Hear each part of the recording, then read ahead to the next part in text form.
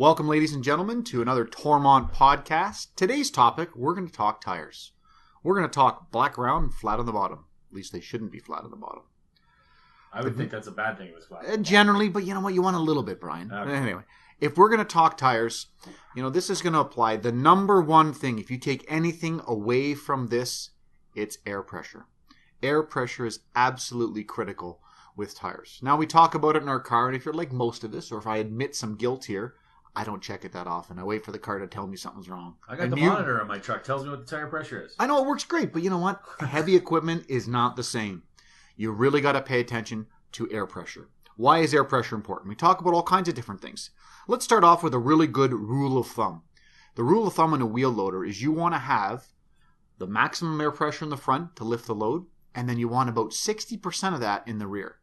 You don't want to have all four tires with the same air pressure. This is probably one of the most common things we come across. Is everybody has the same air pressure in all four tires. That's what you have in your car. Why wouldn't you have that on the loader? Think about it. All the work and all the lifting is done with the front end. You don't want to have all the air pressure equal all the way around. Now, you may say, why? Why do we do that? The number one thing is ride quality. So when you're riding along and you've got an air seat and you're humming along, if you have too much air pressure in the back, what happens is it really makes it a really firm shock absorber. So it kind of just goes boom and it really hits hard and you get a lot of bounce.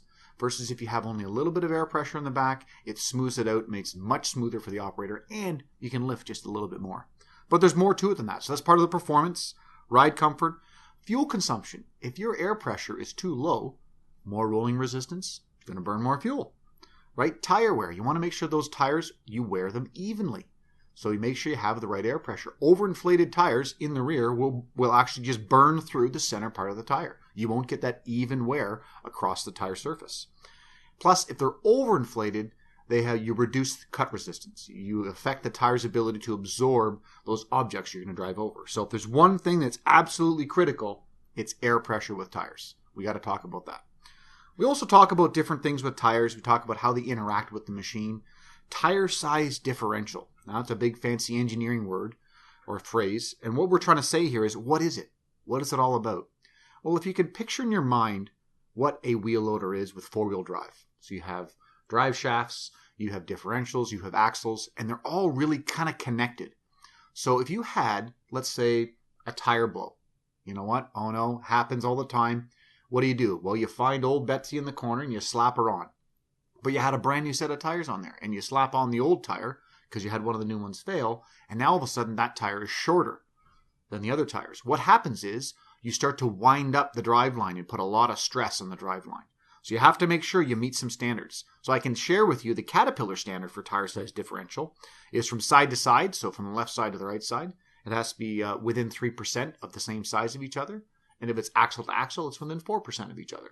So these are important things to avoid costly repairs, just making sure you have the right size tire through the tire size differential.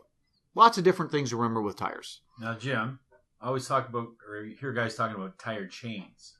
Yep, absolutely, Brian. On wheel loaders, on graders. What does that do to affect the tire size? Actually, the tire chains, because they actually slip a little bit, Brian, it doesn't really impact that size. But very good question about the tire chains. Very common. The only tip I'd give you with tire chains, you have an application that needs it, sharp rocks or graders trying to increase that life, not an issue.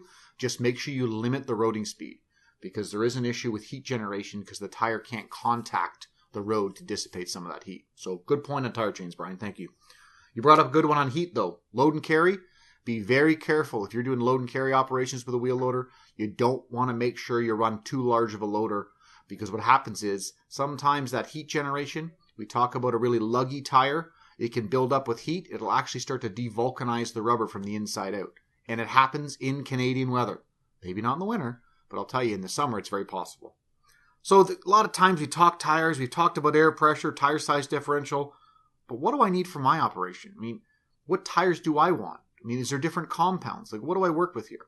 Let's talk compounding first, because there's a common misconception in the industry about tire compounds. So if we change this around and flip to passenger tires, I think most of us are aware that we're supposed to put winter tires on when it gets to be below 7 degrees, and you have summers or all seasons for above that.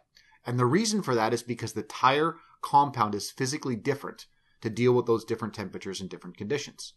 However, Heavy equipment does not have different rubber for the different tires.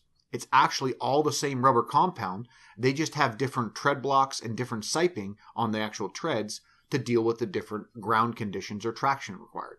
So if something on a heavy equipment is identified as a snow tire, it really isn't all season. It's just been identified as a snow tire because it does work well with the siping and the tread blocks for traction in those conditions.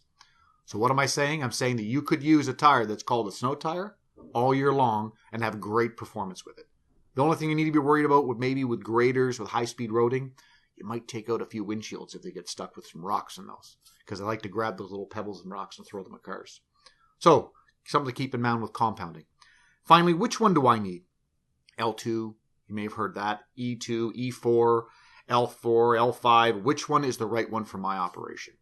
Well, the rule of thumb is, and you best to speak to your tire supplier. They're going to be the fountain of knowledge about what fits your specific needs and requirements to balance fuel, performance, traction, and tire life.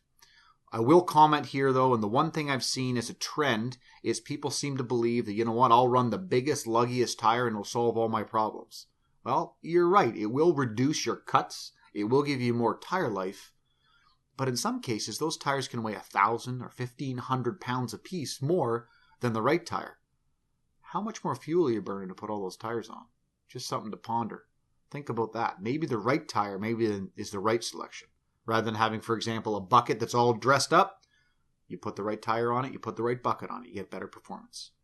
So finally, one last thing with tires as we wrap this up. Water is your enemy. Water and tires don't get along.